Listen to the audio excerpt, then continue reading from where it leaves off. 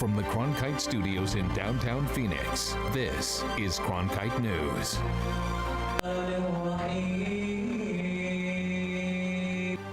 The Muslim community continues to grow here in Phoenix. Cronkite News takes a closer look at how one mosque is working to build a better understanding of the Muslim community. Plus, Arizona passed Proposition 206 in November, but Flagstaff is making its own moves on minimum wage. We take a look at how much workers up north can expect to make by the summer. And a train that can travel to San Diego in less than an hour. How a quick trip from Phoenix to the beach could be in our future. Cronkite News starts now. Good evening and welcome to Cronkite News on Arizona PBS. I'm Zach Potlib. And I'm Emma Lockhart. Thank you for joining us. They may be hopeful or they may be pessimistic about the nation's future, but many Americans are not informed about how the country runs. And some states, like Arizona, have a solution in mind. Anthony Marroquin in our Washington bureau spoke with Governor Doug Ducey about what Arizona is doing. We met up with Governor Ducey at the National Governors Association, which wrapped up in Washington today. He said that civics is very important and that states need to take the lead. When 10% of our college graduates believe that Judge Judy sits on the Supreme Court, it's just not that funny. It's a national problem that has been called a quiet crisis. How can we expect our children to protect the principles on which this country was founded if they don't even know what those principles are? And one Governor Doug Ducey said is up to the states to fix as quickly as possible. We expect them to do their part, but I would challenge all the governors here, have we all done our part? Arizona was the first of 15 states to pass legislation like the American Civics Act, a law that requires all high school students to pass the same civics test naturalized citizens take in order to graduate. We all know that before you can read, you have to learn to spell. And we believe that the questions posed by the civics test are just as fundamental in civics. In an interview after his speech, the governor said focusing on the area of civics will allow the country to move in a more unified direction. What we'd like to see is more civil, respectful, and healthy debate that can build consensus and move the country in the right direction. And though he said there is still ways to go, he is hopeful for the country's civic future. You know, Arizona was the 48th state to join the Union, so we know that sometimes good things can take some time. The Joe Foss Institute is looking to have similar civic education laws passed in all 50 states by this fall. In Washington, D.C., Anthony Marroquin, Cronkite News. President Trump is expected to call for a nearly $54 billion increase in military spending while cutting that amount from several other federal agencies. This, according to the first draft of the administration's budget proposal. The plan targets departments like the EPA while also aiming to protect Social Security and Medicare. This budget will be a public safety and national security budget, very much based on those two, with plenty of other things, but very strong. And it will include a historic increase in defense spending. This defense spending increase will be offset and paid for by finding greater savings and efficiencies across the federal government. We're going to do more with less. Additionally, the president met with healthcare CEOs this morning to go over the Trump administration's plan to repeal Obamacare. So I'm asking Secretary Price to work with you to stabilize the insurance markets and to ensure a smooth transition to the new plan. And costs will come down, and I think the health care will go up very, very substantially. I think people are going to like it a lot. A new poll from the Associated Press NORC Center for Public Affairs Research studied children ages 13 to 17 on their views on the future of the nation. The study found that 8 in 10 teens feel divided when it comes to nation's most important values, and that 6 in 10 teens believe the country is headed in the wrong direction. The study also found that 56% of all teens who were surveyed believe that America's best days are ahead. That compares to 52% of adults recently surveyed who said the nation's best days are behind us. Flagstaff is preparing for the first of several increases in minimum wage starting this summer, but not everyone is excited about it. I drove to northern Arizona to explore how one proposition has opened a divide. At the Flagstaff Nut House treats are aplenty, but its owner says customers will only pay so much. If we're able to make a profit, then yeah, we'll stay in business. But if we're not, I don't think that we'll be able to stay in business. Things are tense for small shop owners like Nazaro Lobby after Flagstaff voters passed Proposition 414 in November. The prop aims to raise the minimum wage to $12 an hour in July, and it will continue to increase annually until it reaches $15 an hour. Olabi says that would be enough to shut his store down. There is certainly no support for small business. That, I feel. But supporters of the increase say the current financial track is simply not a livable income. A new state law mandates a $10 per hour minimum wage. When we got a little bit slower right before Christmas, it started getting really hard to pay for my rent and all of the bills and utilities. Because the proposition is such a divisive subject, many minimum wage workers in the downtown area were hesitant to talk about it. In fact, advocates on both sides say some stores opposing the increase have seen boycotts. The leader of the local Chamber of Commerce says it's time to make peace. The most conversations we've had has been at City Hall when it's been contentious. So I'm certainly willing to sit down and speak with anybody. Stuart McDaniel says returning to the ballot box to reverse the proposition could be the only way to close the divide. But back at the Nut House, Olabi hopes his shop and others will survive until then. Definitely going to increase our prices. There's no doubt about it. We have to. City Council denied opponents of the proposition a special election. Voters will have to wait until the next general election in 2018 for any changes to be made. A veteran with now terminal prostate cancer has taken the Phoenix Veterans Administration Hospital to trial for malpractice. Veteran Stephen Cooper believes the VA hospital did not take timely and proper procedures to diagnose his cancer. Cooper's lawyer claimed in court that he could have been cured when he first started showing symptoms in 2011. Lawyers defending the VA claimed the examination he had back then did not turn up any signs of cancer, and they upheld the standard of care. No in-court references were made about the VA scandal that broke last year. The vast majority of low-income housing for veterans is single men, but a new project in the city of Tempe is catering to an overlooked group, veteran families. Cronkite News reporter Anthony Mitchell takes us to a much-needed construction zone.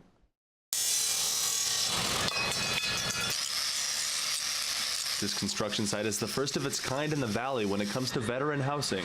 These units will become homes for families. All of our veteran projects to date have been for the single adult male veteran population primarily, and that's a lion's share of the need out there, but there is an unmet need with the veteran families. Gorman, a real estate company that specializes in public housing, is partnering with the city of Tempe on the project, known as Valoron 8th. We're not only going to have services in place, but also community rooms and a playground and a community garden. So I think people will really embrace wanting to be there. Valoron 8th will provide affordable housing to 45 veteran families. This mock-up behind me is actually a prototype of what the rooms are going to look like. It's at this level, away from the project, that smaller details, like outlet placement, are hashed out so that instead of having to fix something 50 times, you get to fix it once. Valoron 8th will also feature an in-house partnership with Save the Family, a Mesa-based organization that provides counseling services to families on the brink of homelessness. Case coordinator Stephanie Michael says the #1 service she provides is financial counseling for those who never quite acclimated to living on their own. You have 18-year-olds who kind of go from mom's house to the military. Most of them are married, so then, the wife kind of steps in and helps out. So a lot of times I believe that they feel lost. And when its doors open next January, the goal of Valoron 8th is to ensure these veteran families never feel lost again. In Tempe, Anthony Mitchell, Cronkite News. The number of homeless people in Arizona has dropped 30% since 2010. Phoenix has reached a functionally zero homelessness among veterans, but it's estimated that just more than 1,000 veterans are still living on the streets in our state. Tomorrow, the Supreme Court will hear a complaint filed by Attorney General Mark Brnovich. His complaint claims the city of Tucson is illegally destroying guns seized by law enforcement instead of selling them. He's asking that the court make a decision and trigger a provision that the state withhold tax money from the city. More astronomical news this week. What SpaceX is planning for 2 travelers in 2018. And a train that can reach up to 750 miles per hour is under consideration to be built in the valley. I'm Scott Pelley, anchor and managing editor of the CBS Evening News. In our changing media landscape, it is crucial for journalism education to ensure a commitment to the truth, unbiased reporting, strong ethics, unwavering fairness, and above all else, accuracy. These are the hallmarks of ASU's Walter Cronkite School of Journalism and Mass Communication. It's a place where students can innovate and transform the news industry while always upholding the values of the school's namesake. The Cronkite School at ASU, preparing the next generation for a stronger future of journalism. Discover so much more at azpbs.org/schedule, where it's easier than ever to find out what's on Arizona PBS. Access interactive digital and printable program guides, repeat times, and full episode descriptions. Watch program previews of best bets for the coming week. Search by title to find your favorite shows. You can even add programs to your calendar and get email reminders when they're about to start. It's easier than ever to find out what's on Arizona PBS. Discover so much more at azpbs.org/schedule. When you want to be more connected, friend us on Facebook, follow us on Twitter, watch us online.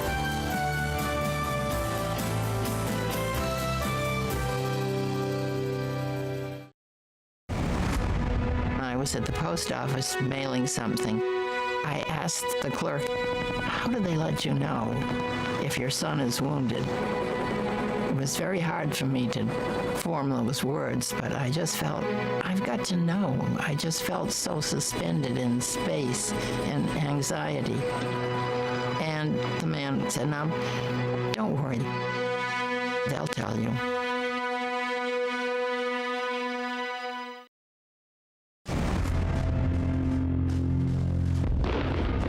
Combat is like crack cocaine. It's an enormous high, but it has enormous costs. And I think that we make a big mistake if we say, oh, well, war is hell. We all know the war is hell story. It is, but there's an enormously exhilarating part of it.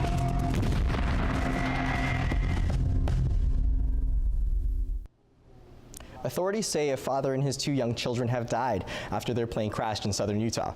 Iron County Sheriff Mark Gower said search teams discovered the missing plane in a rugged area of the county about 220 miles south of Salt Lake City. Pilot Randy Wells and his children, ages 8 and 3, were returning to Utah from a wedding in Phoenix before the crash. He already makes one of the fastest cars on the planet and has launched rockets into space. Now Tesla and SpaceX CEO Elon Musk wants to find a faster way for mass commuting. And as Farai Bennett reports, a group of ASU engineering students are on it. This flywheel is moving 750 miles per hour. That's the speed ASU engineers hope to achieve by traveling from Phoenix to San Diego. We have traffic problems just like everywhere else, and so we want to try and see what we can do to not only alleviate some of the traffic problems that we have, but create a more sustainable solution. Lynn Nefkin is the co-lead of AZ Hyperloop team that is competing with schools around the nation to partner with SpaceX to create this form of transportation. The Hyperloop is a new form of transportation that has been proposed by Elon Musk of SpaceX. And what we're looking at doing is creating, picture an airplane without wings. And it can hold about 26 to 28 people, and this is called a pod. And inside of a steel tube, this pod will travel. Nefkin says that ASU and SpaceX's goal for this innovation is to make time a lot more reliable than it is to fly a plane or drive a car. The innovation's changing the world. It's being able to tell somebody that in 10 years and 20 years they'll be able to go to San Diego for lunch. They'll be able to go to Vegas for lunch. Spend half of their lunch hour gambling away their life savings. Why not? Some of the features the pod plans to incorporate are magnetic levitation and compressed air that removes atmospheric drag, which will make the loop go faster. The ASU goal, a day at the beach could be no more than a 30-minute drive. In Mesa, Farai Bennett, Cronkite News. The AZ Hyperloop team hopes to meet with SpaceX this summer to determine if the plans will be chosen. And in other SpaceX news, 2 people are going out of this world.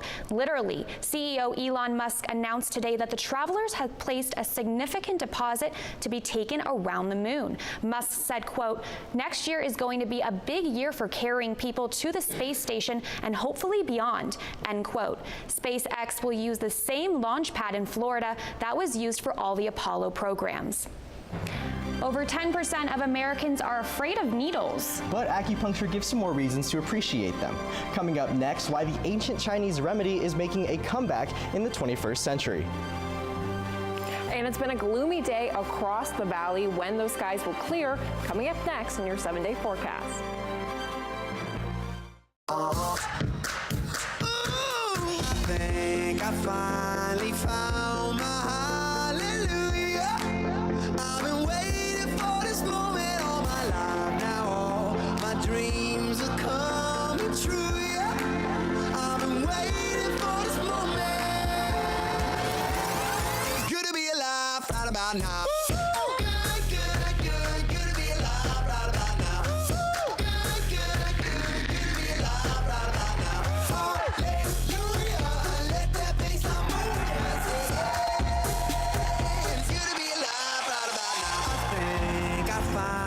Found my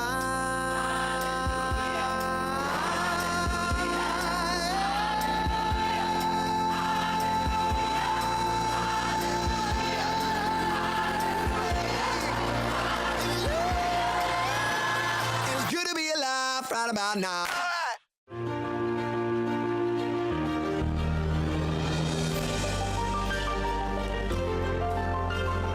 Officially from 36, and he hooks it in. Arizona State wins. Keeping one deep, and it is caught. Jalen Strong. Do you believe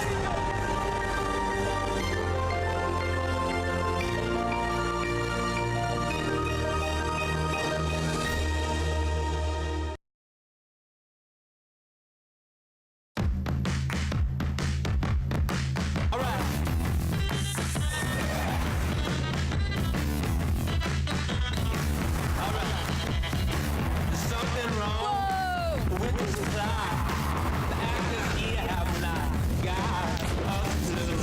Fascinating. Baby, I'm howling for you. You know, sometimes I wish I wasn't so beloved. In bed, can't you see?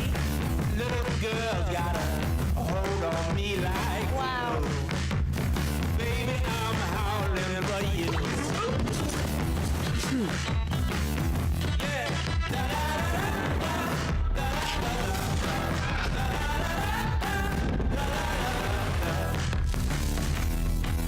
It's literally one for the history books. Enjoy.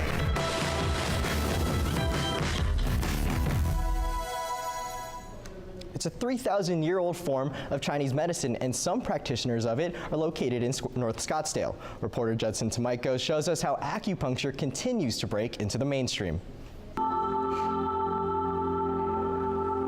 This woman is paying to get stuck with needles, and the Scottsdale business is hoping many will follow.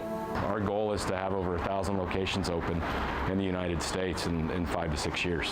Acupuncture has been around for several thousand years, but the techniques practiced here restrict the pins to lower arms, lower legs, and if you want, even the face. This way, clients can do it without even having to get undressed. And I've been coming once a week. I've seen dramatic results. I'm not in pain anymore. I sleep better. I'm more relaxed. Don't stress about things when I could be in a stressful situation. So yeah, it's definitely helping. Acupuncturists say that the needles they put inside your skin help stimulate the nerves, which increases blood flow, which helps heal the body naturally. LS Carper plans to help open franchise locations in South Carolina, North Carolina, and Colorado. At the end of the day, if it was just about money, there's lots of other things, as you suggest, I could do. But this gives me the ability to feel good about what I do and what we do for people. The pins used in acupuncture are 1/10 the size of a medical needle, and acupuncturists say you have nothing to fear. I would tell them to try it. And you start light and you start easy, and they'll be surprised. There'll be 3 or 4 pins in them, and they won't even realize that they've started yet. And from a business perspective, modern acupuncture is just getting started, looking to add up to 20 new clinics nationwide by the end of the year. In Scottsdale, Judson Tamaiko, Cronkite News. The estimated initial investment to franchise a location ranges from $150,000 to $300,000. With rainy days ahead, you won't need to water those plants. Chloe Ranshaw is in the Weather Center with your latest forecast.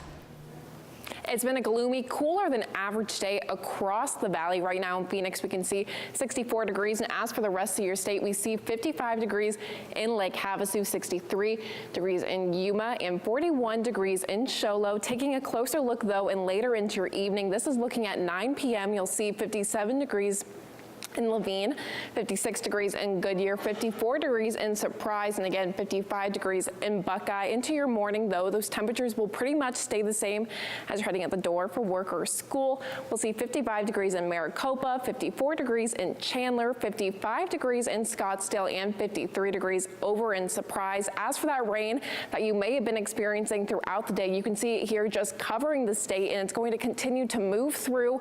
Unfortunately, those skies won't clear anytime soon. If you're heading to work tomorrow morning, you may experience some rain on the roads, but we will see them clear eventually, but really late into Tuesday evening. As for the rest of your week, we have 64 degrees tomorrow. Again, you'll see those cloudy skies and some rain. It'll pick up a little bit on Wednesday. We'll see 70 degrees and 78 degrees on Thursday. Looking into your weekend, even though it's only Monday, you'll see 82 degrees on Friday, 80 degrees on Saturday, as well as 80 degrees on Sunday. And looking all the way across next Monday, you'll see 81 degrees. It's a good chance to get out and enjoy that weekend in sunny weather. In the Cronkite News Weather Center, I'm Chloe Ranshaw.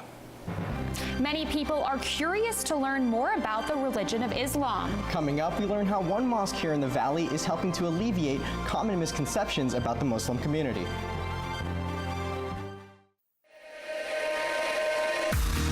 Heaven knows you're a dreamer.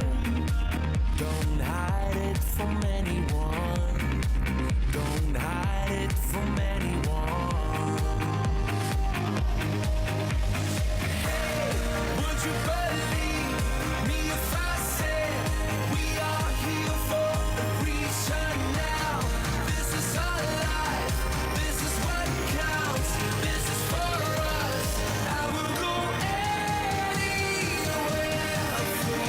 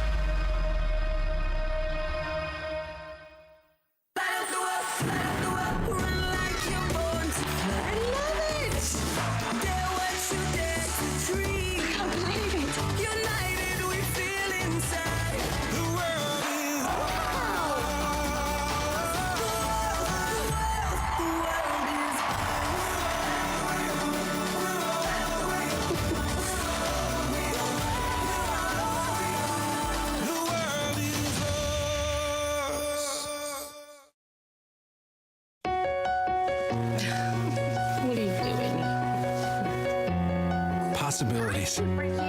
Your day is filled with them. Reach up, energy in the fingertips, collapse. TV, play Downton Abbey. And PBS helps everyone discover theirs.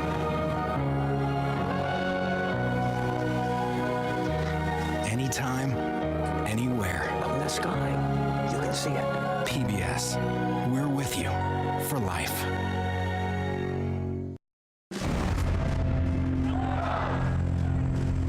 Các nhà lãnh đạo Việt Nam mà nói rằng là chúng tôi sẵn sàng hy sinh đến cái người dân Việt Nam cuối cùng. Thực sự mà nói thì người dân không biết được, Viện miền Bắc không có thể ý thức một cách đầy đủ rằng đằng sau những cái tuyên bố mà cao cả đấy là sự hy sinh của chính họ.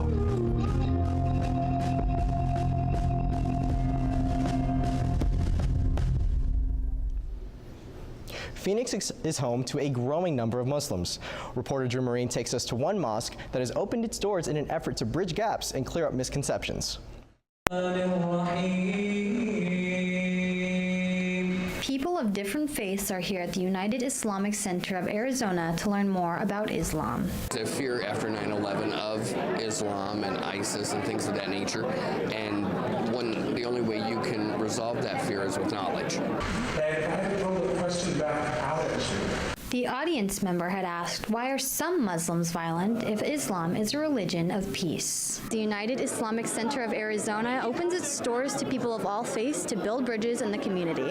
So we have so much in common, and that's what we need to build on. Panelist Aisha Khawaja says bringing adults of different backgrounds together sets an example for kids to be open-minded. I think what it does in terms for younger generations is to promote that environment of tolerance and unity that we all really long for. 8-year-old Mustafa wanted to teach us the deeper meaning of hijabs. When the women wear the rata that's on their hair, like that lady over there, what it actually means is for peace. And that was the goal of the Islamic Open House: to learn, to share, to live peacefully. In Phoenix, Drew Marine, Cronkite News. Cronkite News is proud to be the news division of Arizona PBS. Here's what's coming up on Arizona Horizon and PBS NewsHour. On the next Arizona Horizon, the state Supreme Court considers Tucson's efforts to destroy seized guns instead of selling them per state law. And we'll hear from both sides regarding a balanced budget amendment to the U.S. Constitution. I'm Judy Woodruff. On the next NewsHour, our Politics Monday team breaks down the latest from the Trump White House and a new leader for the Democrats. That's Monday on the PBS NewsHour. That's it for Cronkite News tonight. Thanks for joining us. For top Arizona stories anytime, go to cronkitenews.azpbs.org.